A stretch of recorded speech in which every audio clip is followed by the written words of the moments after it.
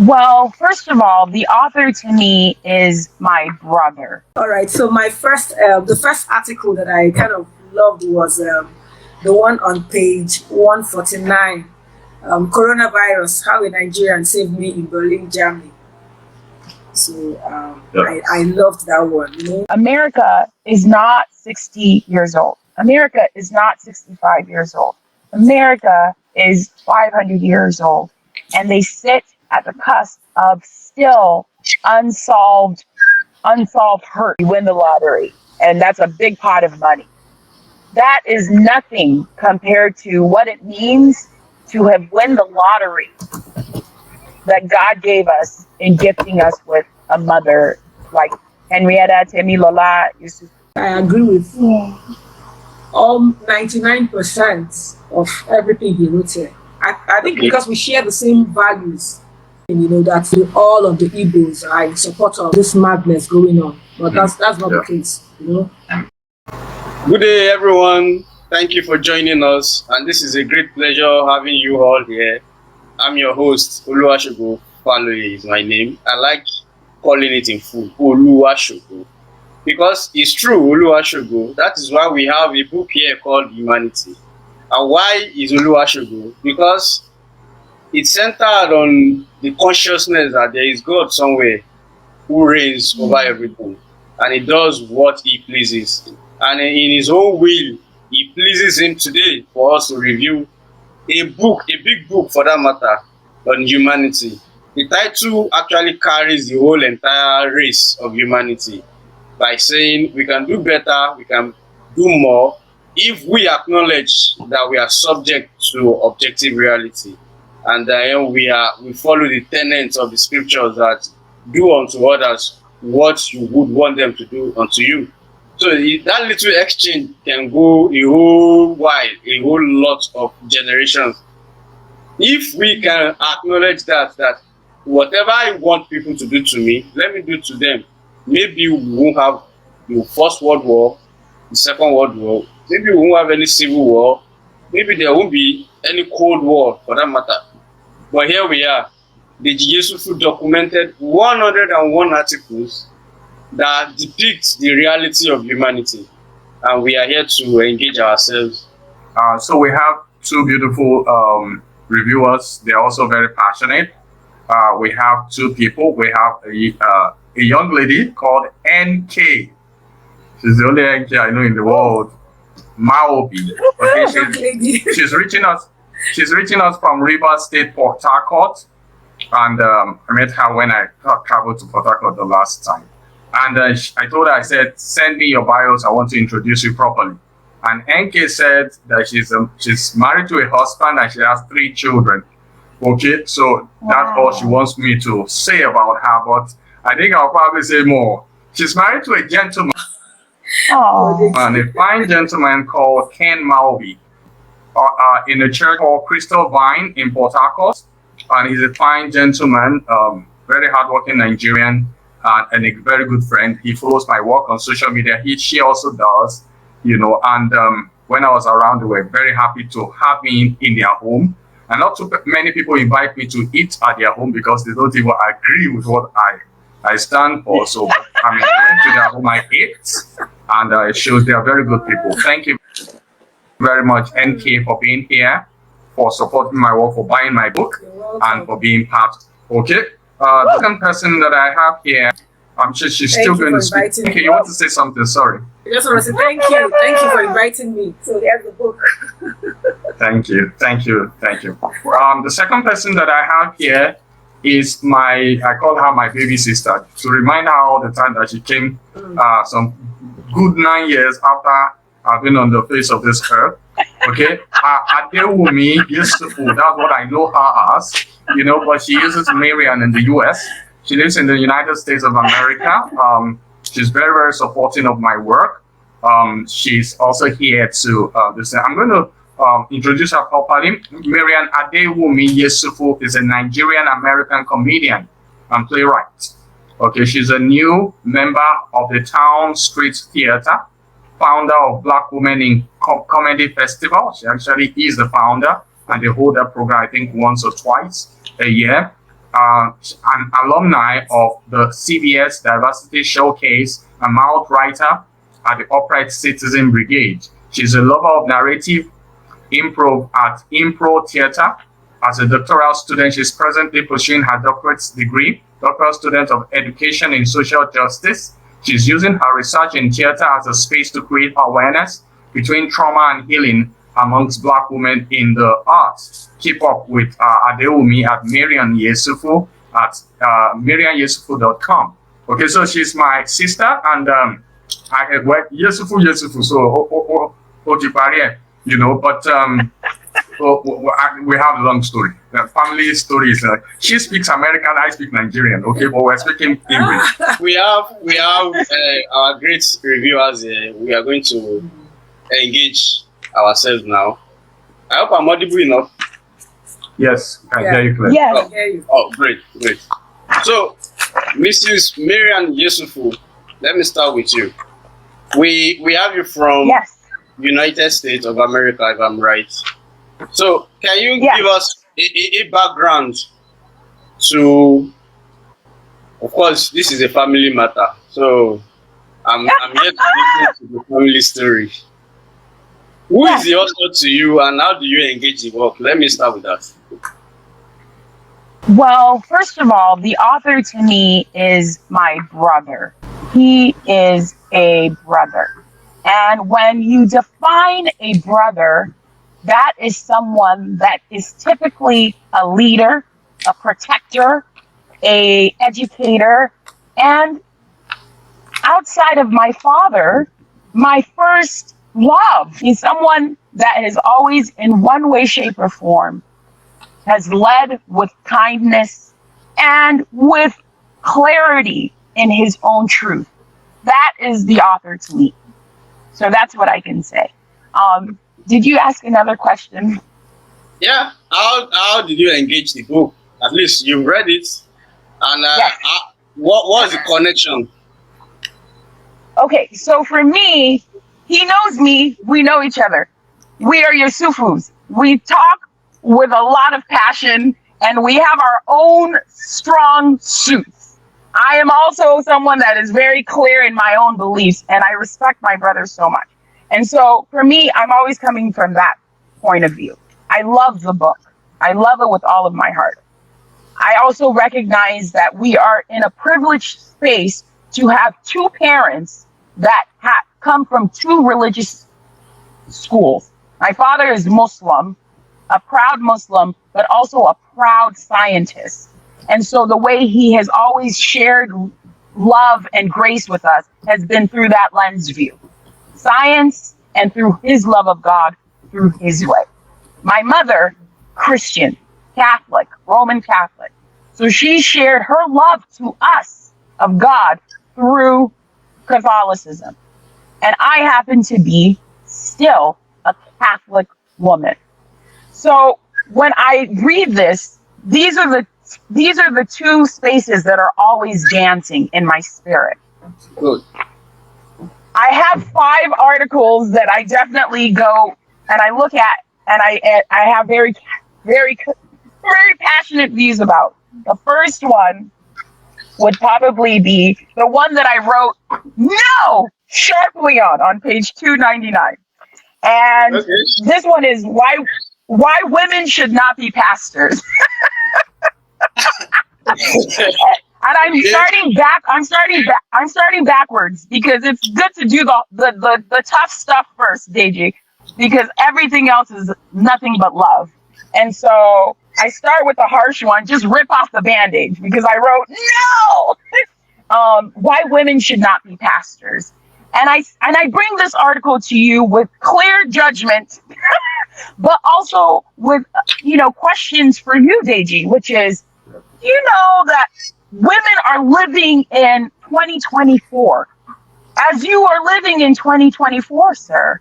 And again, I started this argument very clearly with, you have not only lived the experience of what I could ever dream a brother to be, which is a provider through education, through love, through understanding and through. So you are already the thing that I thank God for. I wouldn't want any other kinds of brothers in this world, right? But then I read this article and I say, Shabi, don't you not, wait, hold on a second now. Don't you have sisters? And you have a wonderful doctor for a wife now, and you have a brilliant daughter now. His daughter is brilliant. My niece, she's brilliant and beautiful. Kerry Washington could never. She's gorgeous. So then I asked myself as I'm reading this, how can you say that you don't see leadership? You don't see women in leadership. Why? Why? So then are you saying that the only way a woman can do this well is not having responsibilities at home and to their husband? Is that what you're suggesting? Let me try to rush an answer before I bring in NK with her own article. So the background to all of this is my own Christian conservative position on the role of men and women in the home. Okay, so the man should lead, the woman should make the home. Okay, that's one. The second one is that I have looked at, I suspect very strongly, it may be different for a lot of other people, but I suspect very strongly that ministry has actually deteriorated so badly that it has become a means for stardom for lots of people. Means of stardom, means for making money, means for popularity, rather than it being a means of instructing family, raising godliness in the home, and also helping to influence ethics in society. And then lastly, I also suspect that the ministry is what it is today because very few people are not paying the price that ministry requires. And when I talk about the price, I'm talking about so much of the sacrifices that goes into pastoral and Christian ministry. You know, so that's one of the things. So I feel that if our men will do what they are supposed to do, they provide for their families, they lead their wives, they love their wives, they lead their wives, their example to their children. The women can stay back and take care of the home front, okay? But there is also a sense of it. I mean, there's a place of judgment, God's judgment on society. And that is that when men cease to do what they are supposed to do, God raises women to do it. And I think that that's what happened when Mary Slessor came into Nigeria to do a ministry. Probably there was a man who was destined for it. He didn't do it.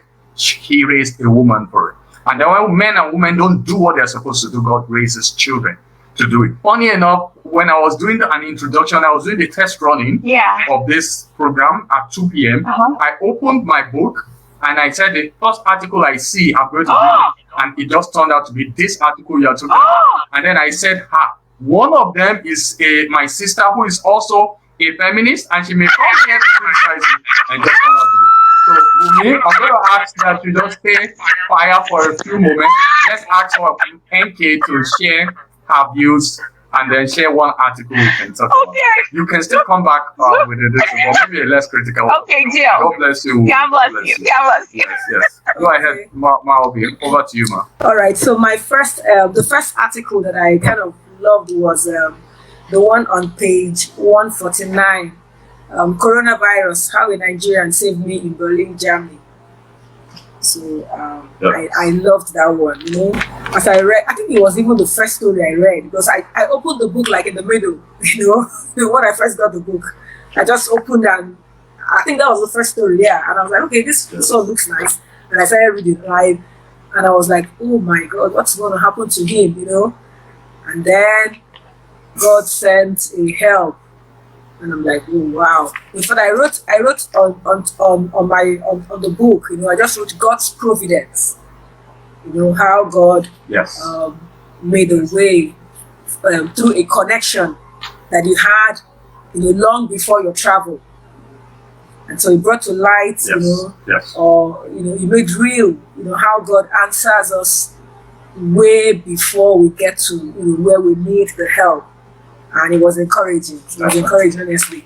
And he was also brave on the part of, the guy who helped you. What's his name again? Taiwo, right? It was Taiwo. Yes, Yes. yes. Taiwo Arwo Yele. I'm still friends with him. Okay. Still in touch. Okay, you guys are still in touch. Oh, wow, that's nice.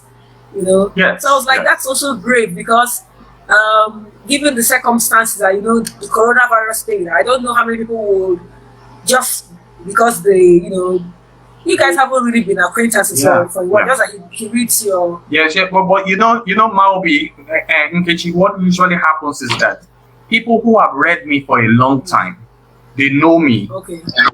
There's a level of they expect that this brother has some integrity. Oh. I didn't go there alone. I went with my colleague in the office, but he knew that if somebody from the office, he could trust us, and we turned out to be, we got to his house. I wrote it there. We got to his house. He took us out through the train, went to eat. Yes. It was our first time going out to Germany. Every other time we're always in the car. I'm so thankful to him. Taiwo, God bless you anywhere you are. That he was a brother indeed, Yes. A brother that is far away. So it was a good one. I love that, he responded to your, because he said he sent out a message, on Facebook and like SOS, and he responded and came to where you guys. I know it was, I think. Yes. He eventually just gave us the address. We were able to locate his house. And it was really God's providence. Really God's sovereign providence. Immediately after that article, immediately after that article, I wrote on my reflection on my stay in Berlin. Both of them too, I found it funny when you said, on that one, the next one, where you said you saw the picture where the two men were kissing. In fact, and it's all over the eastern part of Berlin. And you were, everywhere you just see that picture. It was the gay thing, the LGBT homosexuality. Yes. Yes. But when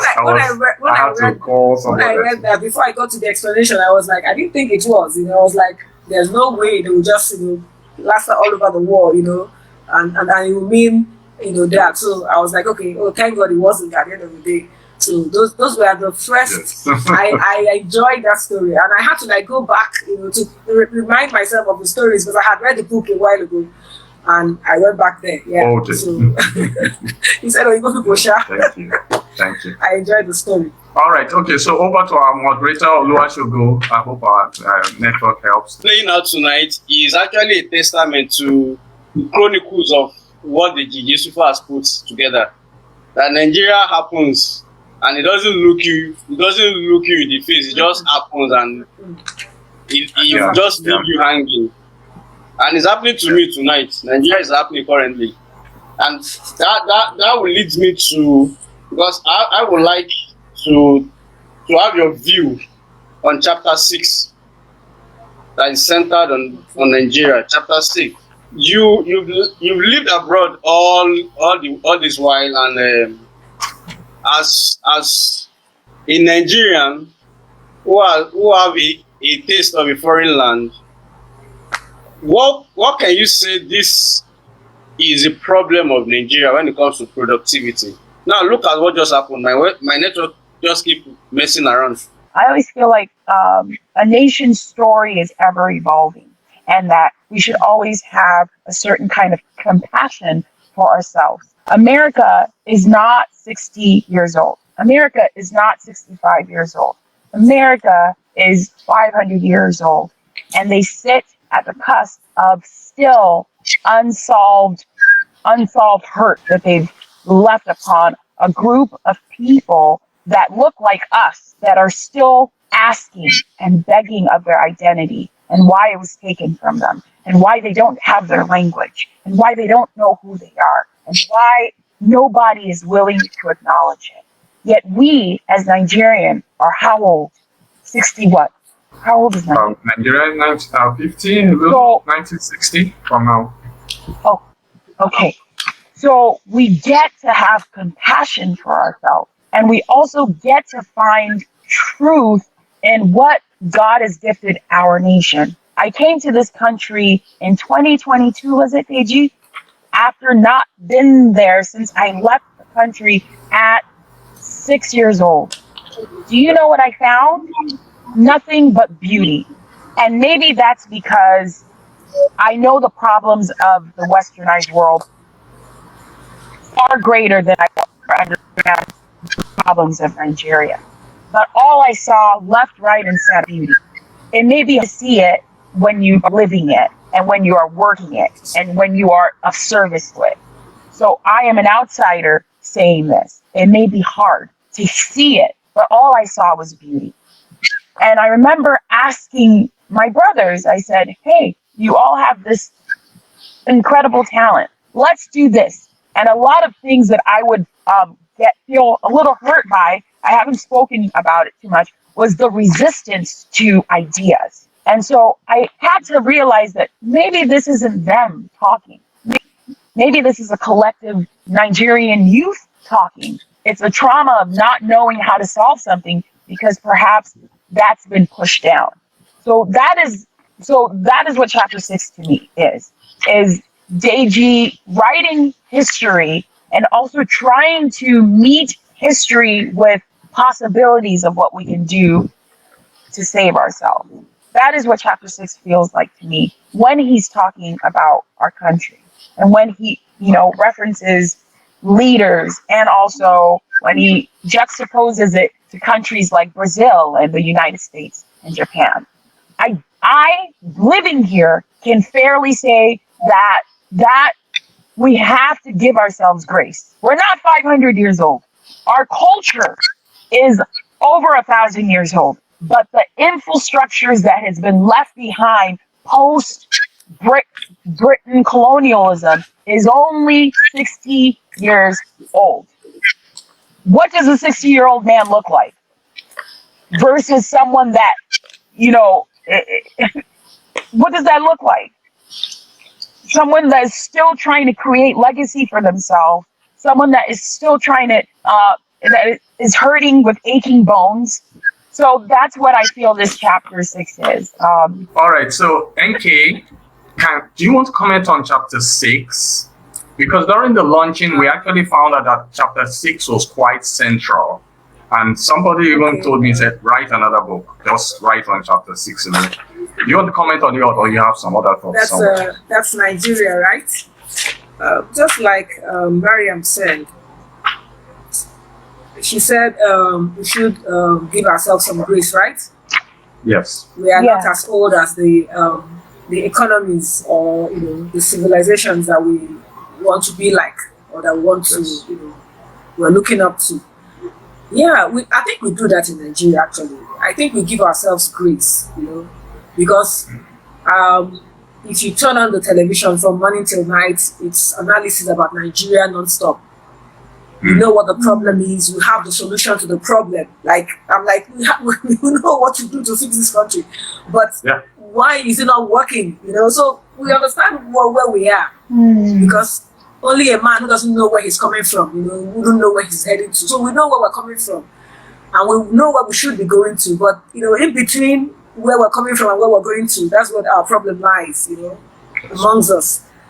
So I know that we give Nigeria grace. I know that we cut ourselves some slack because I am Nigerian and I live here and I interact with people in Nigeria. So I know that we do that, But it's frustrating, and which is why Shogo was talking. When, some things are just so, they're just so simple to do. Why is it too difficult to get done? Like having a good network for crying out loud, having a good internet service for crying out loud, is it rocket science? It's not rocket science. It's your turn today, it's my turn. How is it too difficult for a stable network? As in, how difficult is that be? He actually asked me that I should pray that his network will not fail.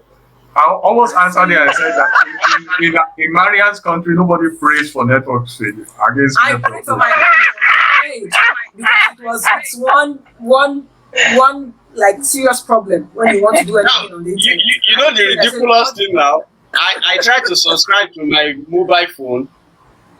My account was debited. The airtime has not even arrived on my phone yet. So I don't have any backup. I am saying that, okay, let me just wrap it up. As we are cutting ourselves slack, we are giving ourselves grace, but the problem still rests with us. You know, I think there's this fundamental greed, you know, to take advantage of ourselves. Yeah, because these things can actually work. It can work. They can make it work, but because there's a greed. Because okay, let's just analyze the thing. You pay for something and you're not getting value for money. Someone is cashing out at the back end. You know. Yeah. So I think that's what is sustaining this so-called not working of Nigeria. Someone is making millions, billions out of the system not working, and so as far as that money keeps, you know, coming in, the system is never going to work. Well, I think it's such a beautiful segue to actually chapter 5. You know what, with Boko Haram. I think that's a wonderful segue to chapter 5 with Boko Haram, because what Deji does with, you know, actually the whole chapter, but, you know, juxtaposing really, you know, Joseph Kony's LRA to Boko Haram, really juxtaposing that experience and juxtaposing the Christian Joseph Kony to the Islamic fundamentalism of the Boko Haram, really showcases what military, you know, the militarism and the harm that happens when one you know, utilizes spirituality or religion to create problems in one country. And I say this to just kind of wrap into what you just said, NK, because on page 230, with this wonderful article, What a Soldier Told Me, what Deji does is he kind of, through this person's narrative, right, he talks about why perhaps that war wouldn't end, right? And it's better even in the voice than me saying it. But, what income they happen for this Borno so now? Why this Boko Haram wahala no won't finish? If the war ends, where you think say our Oga them go take the money? Is that not narratively succinct in telling us something about what you just said, actually, NK, about, you know, where we do, you know, hold a soft space for ourselves, but why perhaps problems aren't going to change. So I wrote about a story where a young lady came to Nigeria. I work in the hospital. We need machines, these very capital intensive machines. You know, our one machine that they will get for us in the department can buy machines for 10 departments in the whole other hospital. You know, so this lady said we could get people to donate these machines to you in the US. From the US. And she went abroad, and 2, 3, 4, 5 years we didn't hear anything. When she came the next time, I said, Sisi, what's happening now? She said, nobody wants to bring machine to Nigeria. That in Ghana, in Kenya, the moment they hear donor, that those people start giving them waiver this, waiver that, waiver this, waiver that. They will get the machine to the shore of the land. They will escort them. They will make a fanfare. They said in Nigeria, these Oyibo people would have calculated all the money they are supposed to pay for a bunje. They would have calculated it with the machine. Oh. They will get to Nigeria, and then there will be one extra person somewhere they have to settle, and it was not part of the cost. So they said they've done it once, they've done it twice, that they don't come to Nigeria again. They would rather go to Ghana or Kenya or some other. And I was like, this country is like in a path of self-destruct. I think the central theme to our predicament is greed, and I agree largely to what we have all said. Because in one area in Ibadan here, their transformer was faulty, and they were on it for years. Okay, fortunately for them, I think honorable, yes, there was one honorable that just looked their way, and he promised to bring the transformer, which he actually, surprisingly, he did. Now, getting to the site where they will install the transformer, the boys are at the area, I mean, the boys in the environment, who are Yeah. actually victims of this. And somebody is here now They said to they bring have them to out of pay. their misery. They insisted that he had to pay. So Yeah. he just, and To the install a engineers transformer that will serve came, them in the community. the engineers who came to install the transformer had to call the honorable, sir, we are the site and these guys are demanding this so amount. The honorable said they should take it to the next street Community. that is having the same issue. So they That's took the right. transformer there. They were welcomed with fanfare. Those who did not even plead for transformer got transformer. And these guys that were supposed to own the transformer are still in darkness to date. They have not successfully contributed any money to get another transformer. So I think and I agree that the central theme, which is actually pronounced in this book, is the effect of greed on humanity. I mean, look at the Boko Haram issue. Look at what happened during NSAS. We still have some elements of greed, even among those who were protesting. We still have accounts of people who were embezzling cryptos, and that is one thing that the author actually made efforts to emphasize, that there is need for an objective view that will place ourselves under, which will bring us to the realization that there is actually depravity in us that we need to rid ourselves out. And that is the worldview that the author actually brought to fore. That is the Christian worldview. Absolutely. That you can't get it right outside God. You can't. It doesn't work that way. And no matter how we try to argue from the moralist perspective, from the existential perspective, that okay, let's look at it empirically, we still cannot get it right if we hold on to the greed and say, okay, it's my truth versus your truth. And this is what the author argued against heavily in the book, that there's no subjective reality. Everything has to be under the objective one, that there is God somewhere and is the judge of all. And we must have that consciousness in all what we do. So also, I want to engage you further, Mrs. Marian, on a more personal note. Yeah, lessons my mother taught me. You were more with mom than the author, all right? And if you read the tribute he wrote for her, I know you will agree. I don't know mom. I only got to know her through this article. That's the only thing I could say. And also through my engagement with the author, that he was raised well. And for a controversial figure, because I can't take that away from him, he's always at the hotspots. Always. He doesn't shy away from saying the truth.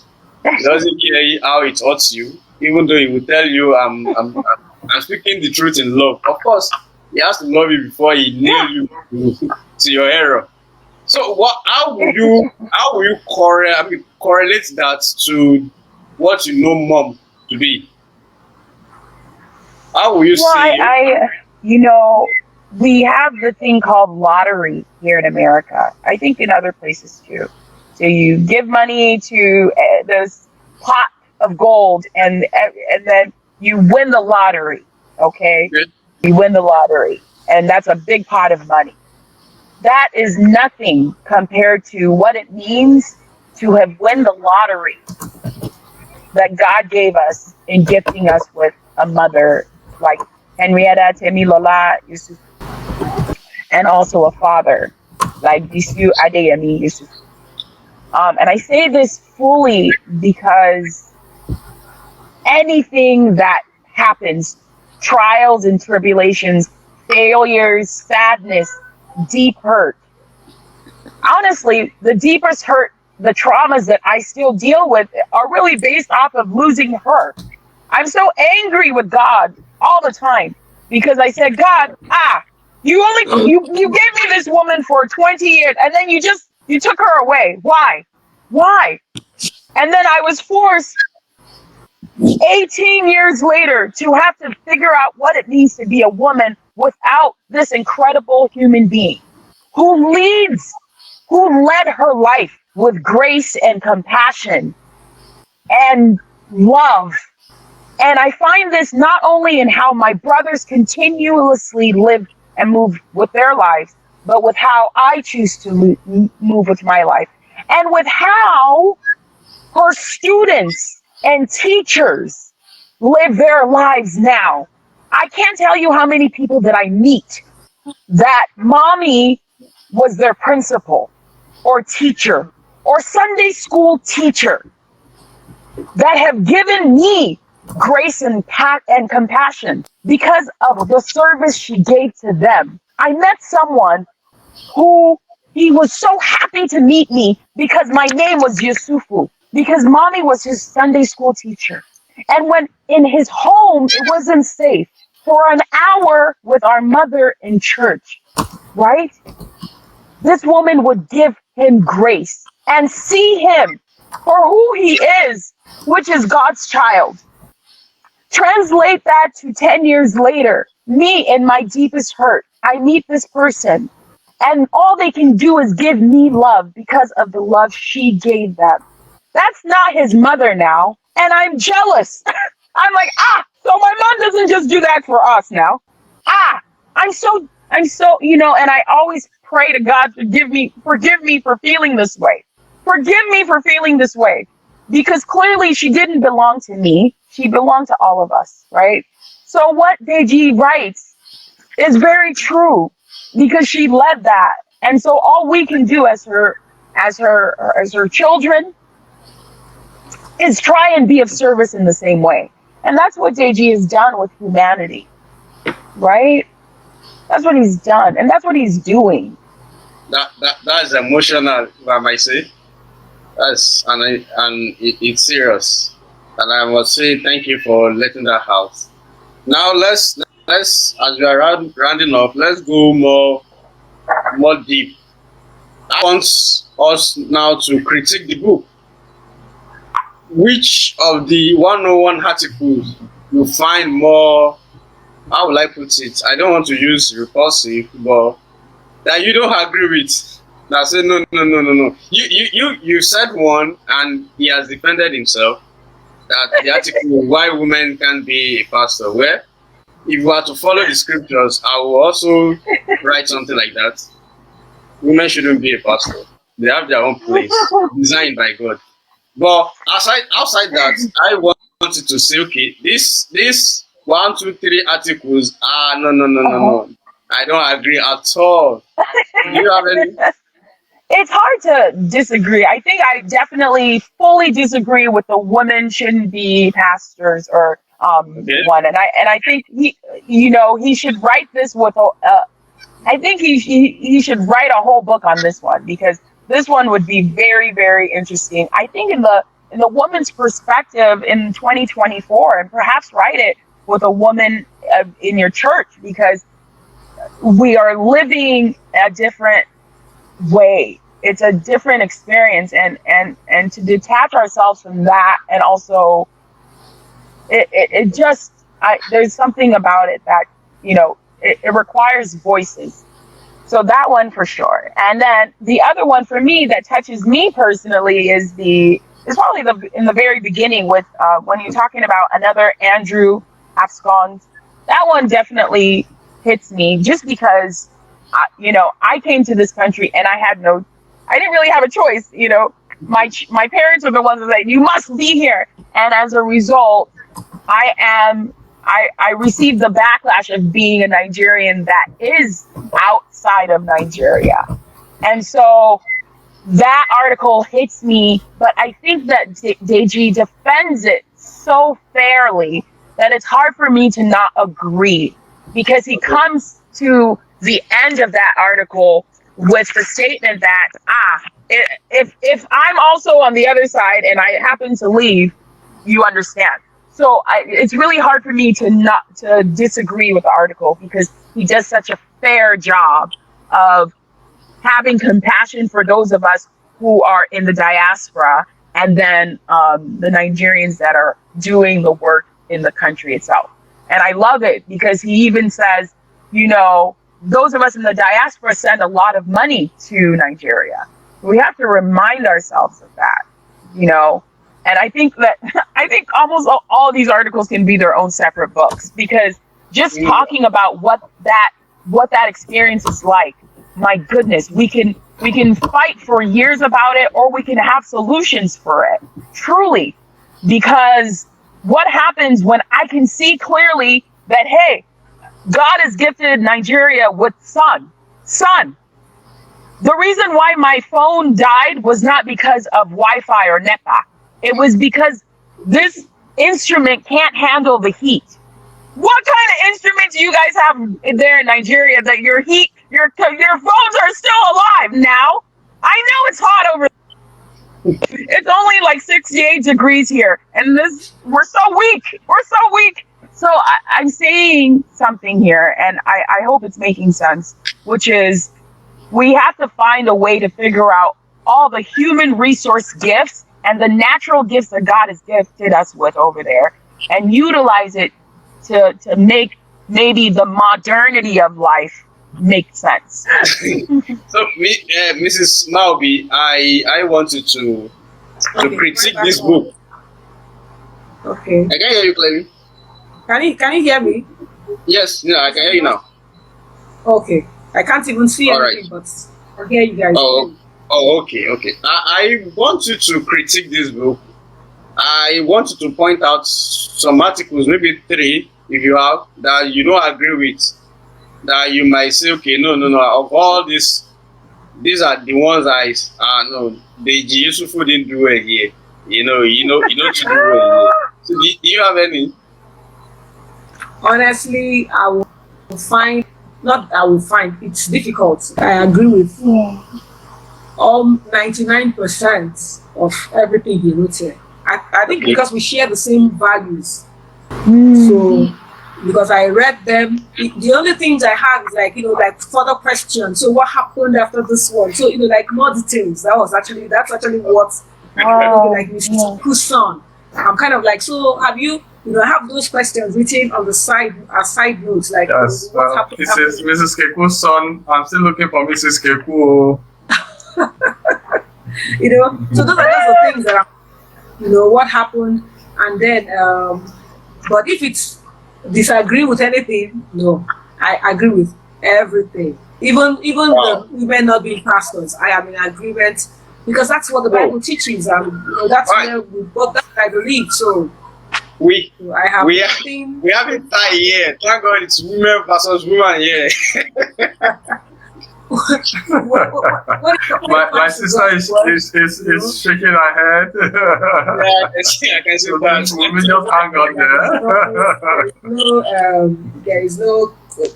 There's no controversy from me, not at all. So, all right. Because when God says don't, it's for my own good, our own good. When God says do, oh, come on, help yourself. So that's what it is. You can't.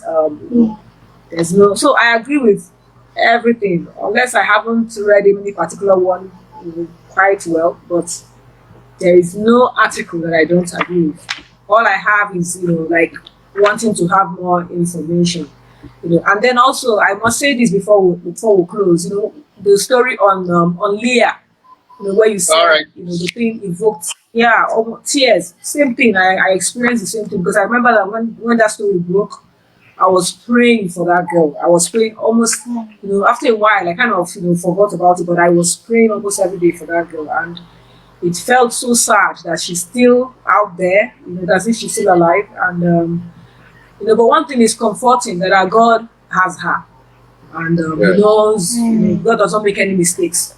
And whatever happens to us, either He wills it to happen or He allows it to happen. And in all, it's God knows best. We don't know everything. They might look terrible. Some of those things, you don't want them, but God is wise and He knows what He's doing. So I also, like the story ended, with prayer for her. If she's still here with us, or if she has gone to be with the Lord, better. But if she's still here, God knows why He allowed her to be. I think she was in the news recently. I Oh think she was in wow, the news recently that that means she's still alive. yes, one of the Oh, girls escaped, and she came with the news that she's still alive, and then she's married to one of their commandant. wow, I think she's with wow. babies also. So we should pray for her.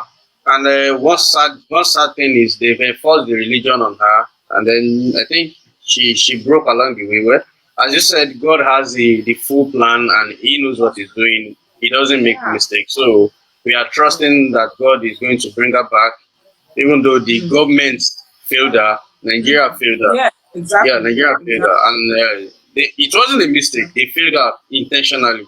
I can argue that Mm. anyway. They failed her intentionally. They did that on purpose. Mm. But God will intervene, and God will keep her.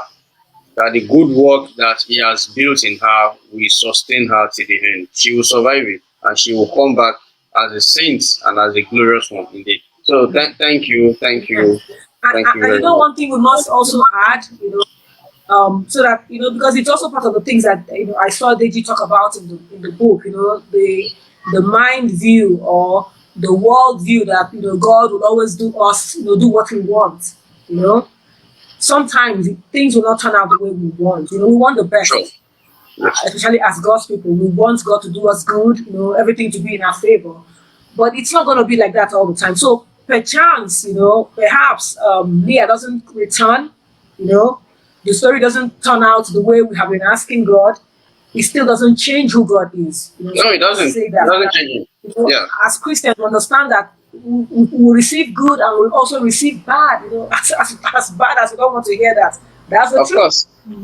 But the most important thing is that our souls are saved. We will be with Him in Yes. eternity. Yes. So yeah, we Yes. must put it out there. That was also a recurrent, theme in this book. Yeah. God Yes. is God. He's not. God is God, irrespective of whatever the Must outcome submit is. our He is will to God. Him. Yeah. So Yes. because when doesn't God doesn't do I what we wanted want, we to can say, say, "Oh, God has failed us," but that's not it's not how it works. Yeah. sure. Okay, Miss Miriam, you're on. I just wanted to say my favorite book because I felt like I started hot with my brother and it's just like No, it has attack, to attack, be. You have won, so you have to play the game. And oh my God. you are the owner of the brother, whatever comes out of it. Of course, you have to play the game. Go ahead. I'm in support of it. I mean, it's in the blood Uh, somewhere. Good, I can't see you guys, but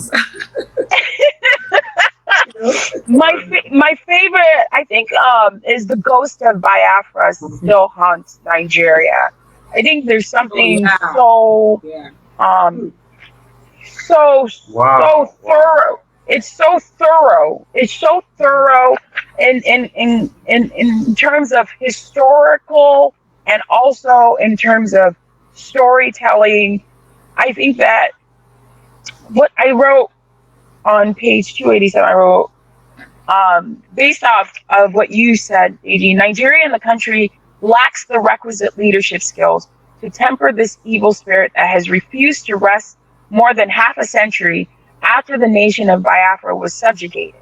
Nigeria entered a 30-month war because she lacked leadership that could help her avoid such a conflict. And I think oftentimes as human beings, all we want to hear is someone acknowledge the hurt and the harm that they have caused Yes. the other person. And I said, when we acknowledge it, when we acknowledge the harm done, healing begins. And in this simple statement on page 287, DG, I feel like Chinwe Chibe is probably up there saying thank you, sir, because being here in the diaspora, if you're Nigerian, you're Nigerian. It doesn't matter if you're it doesn't matter if you're from Cross River. It doesn't matter if you're Igbo. It doesn't matter if you're Yoruba.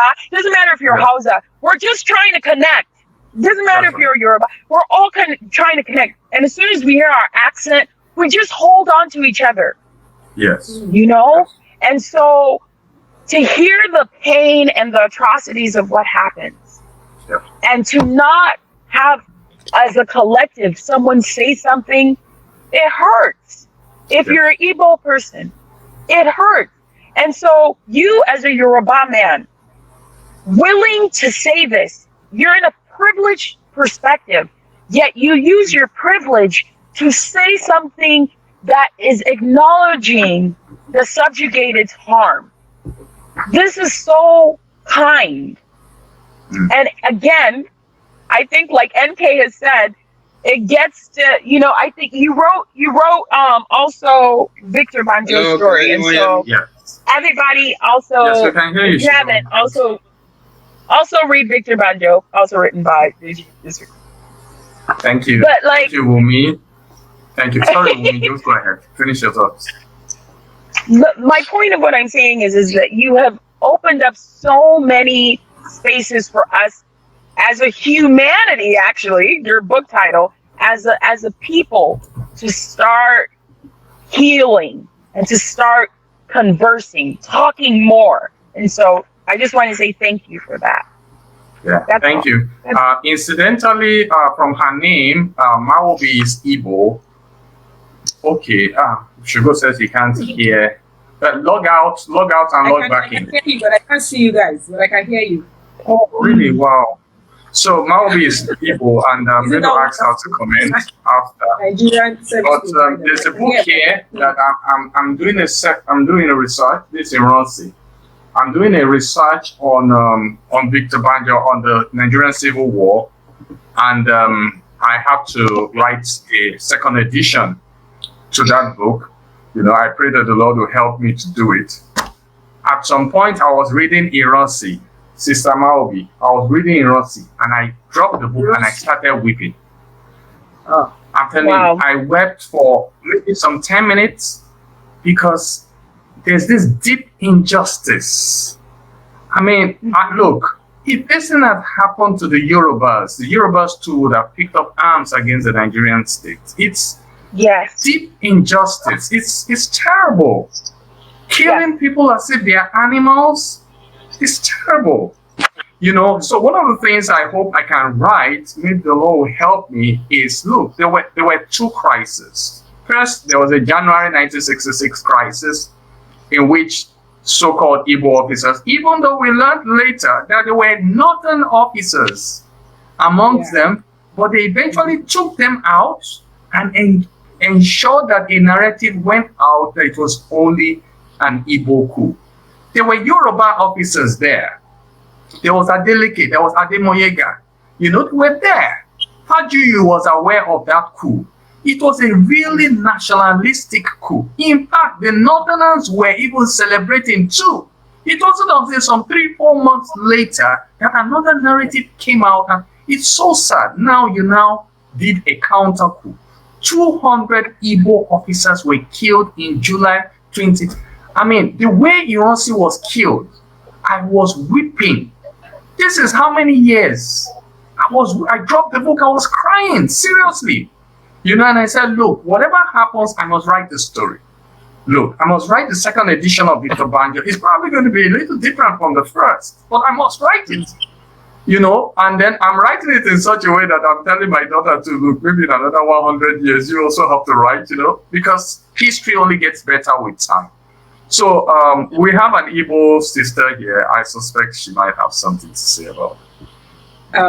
Okay, since we're talking about this, I was just looking at this line, and I think maybe I just want to correct this impression here. Because you said here on the last paragraph, you said, because if these Igbo people do not hate themselves, they would not reduce their work days to 4, while the rest of the country has 5. So that's the general thinking. That all of the Igbos are in support of this madness going on, but that's not the case. We are very much when things are like, there's something that people say, when something that is bigger than you comes into your enclave, you don't do nothing but submit to that. So the issue is something that I don't think it's beyond us, but when the forces that be are against the people. So, but the ordinary Igbo man, the average Igbo man, is not in support of that madness going on there. Yeah. Yeah. Not at all. Yeah. So we would want our lives to be the way it used to be. We want to have 5 days of the week, working week, but the circumstances beyond the average man's control, and we are hoping and praying and trusting God that things will be made right. And I also want to say, like I said before, because some persons are profiting from these evil and injustice, that's why it's still going on. Chogo, how do we get humanity? How does the public get humanity today? All right, we can get a copy or copies. Don't get one copy, get copies so that you buy and you share Yes, so with others. So a very good read. Yeah. you can place your order on Jumia. Yes, we have a store on Jumia. Just type humanity, you will be able to get it. It's on Amazon, both in Kindle and paperback format. In Ibadan here, we have some bookshops like Sunshine that has it. And as well, you can reach out to me, the publisher, or the author. But notwithstanding, just reach out to us. You will get your copies. You can also yes, we are on seller.co. Just go on, search for humanity, or simply type humanity by the Yesufu on Google. You will have all the directory where you can get it. Buy humanity, read, Yes, get insight into what is going on. Let the truth come to you. Then have a different perspective. It's not, this world is not everlasting, it's going to end. There's an end coming. And this book is reminding us that what we do to our common race, to our consciousness, is going to tell about our humanity. So that is the gospel that this book is bringing to us. That your truth is subject to the universal truth, which is the truth of God, of the gospel, the truth of God. Thank you everyone for being here today.